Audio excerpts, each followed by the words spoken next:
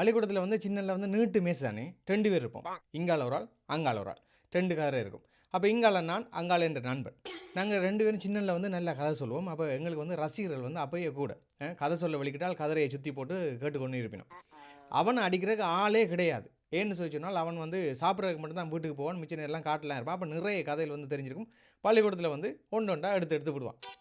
அப்போ நானும் வந்து பள்ளிக்கூடத்தில் பெரிய குழப்படியில் தானே அடிக்கடி அது வேறு என்னை கூப்பிட்டு மெதுவாக பாசமாக அன்பா அவரோட பாணியில் சொல்லி அனுப்புவார். அண்டையை கூப்பிட்டாருன்னு சொல்லி போயிட்டு வாரது கிடையாலே எங்களோட மேசையை சுற்றி நிறைய பேர் என்னடா விஷயம் களவு எடுத்துட்டானோ அப்படின்னு சொல்லி கிட்ட வந்து பார்த்தால் சுவாரஸ்யமாக ஏதோ ஒரு கதை ஒன்று போகுது. என்னடா விஷயம்னு சொல்லி காதை கொடுத்து கேட்டால் புலி பாயுது நான் பறந்து ஓடிவார் அப்படின்றான்.